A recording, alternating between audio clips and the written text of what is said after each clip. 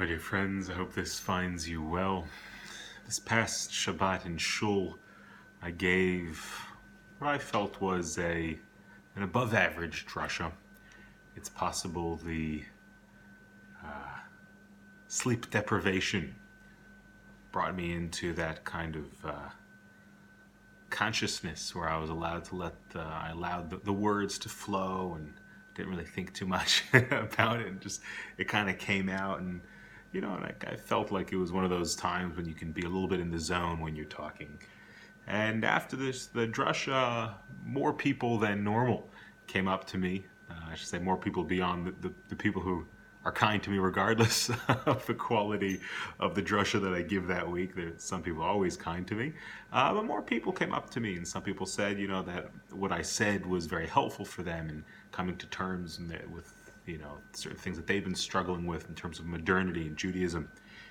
And I was feeling pretty good about myself, and I went to the Kiddush. Obviously, we just celebrated the birth of a daughter, and so things are going well, and I was in line to get cholent.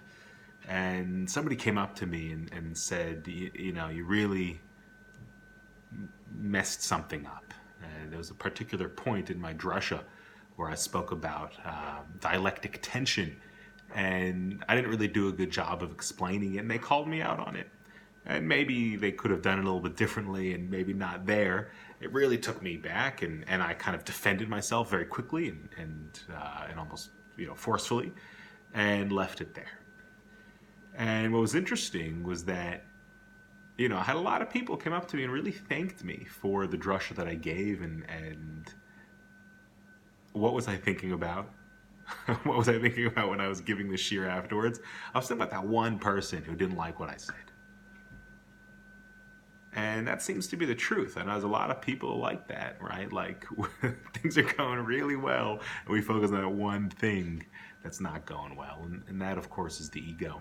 I don't know why it is that I've got this need to be liked by everyone. That, of course, is an impossibility. But we have these experiences, a little bit of tochacha, a little bit of rebuke, and it kind of lowers down our ego. And the question is what to do with it. Now, not everyone who comes and rebukes us is necessarily telling the truth or insightful or on the ball. But what we learn from our tradition is to try to hear those things out, hear people out, and just listen to them and take them in.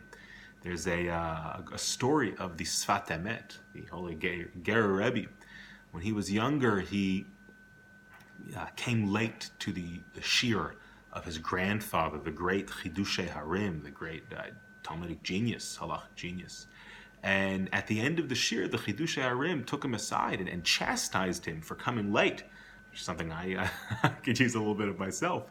He was chastising him for coming late. And the Sfat Emet just kind of took it in, and he listened. And a friend came up to him afterwards and says, "Why didn't you defend yourself? You were up last night learning Torah very, very late. You had an excuse. You dozed off, and you learned Torah like nobody else. And you could have just said, 'Listen, I was learning.'" So the Sfat Emet says, sometimes we have to hear rebuke from holy people. We have to take in rebuke. And the Sfat Emet pointed to this week's Parsha. There's a very interesting story of the tribes of Reuven and Gad. They turn to Moshe as they're about to go into the land of Israel, and they say, "Listen, we've got a lot of cattle and livestock and families. We need more space. We want to settle on the east side of the Jordan. We don't want to settle just on the west side with everybody else. We want to be on the east side." And Moshe loses it. And he says, "How could you do such a thing? You know that not going into Israel is what caused all these problems before, and you're not going to go into Israel. It's this terrible thing. And you have to come in with us first and fight." And Reuven and Gad, they turn back to Moshe and say, "Of course. Yeah, of course. Well, let us get in. We'll set up things for our family, and then very quickly we'll come over. We'll lead the battle." And you can look in there, and they obviously, the whole time, that's what they were planning. Why did they take in Moshe's rebuke? Why did they let Moshe kind of, rebuke them when they had an excuse? They could have said, "Moshe, don't worry. They took it in. And the Sfat Emet learns from there. He says the value of hearing rebuke. Now, again, not everyone is Moshe Rabbeinu, and not everyone is the Chidushei Harim, but there is a place where we we have to hear our rebuke. We have to listen to it and not think so highly of ourselves, and kind of get over that ego. And ego it holds us back in such powerful ways from being who we can be. The period of the 9 days and mourning over the Beit HaMikdash, one of the most meaningful things that we can do is look at ourselves and say, well, what are the qualities that I have that are holding me back from being the best person that I can, that are holding me back from being, in the best relationships that I can have. And, for a lot of us, it's about that ego. It's about that sense of self-importance and self-righteousness. And so what we do right now during this time period is, let's listen to the rebuke of Hashem, where Hashem is rebuking us right now. He's telling us, guys, get it together.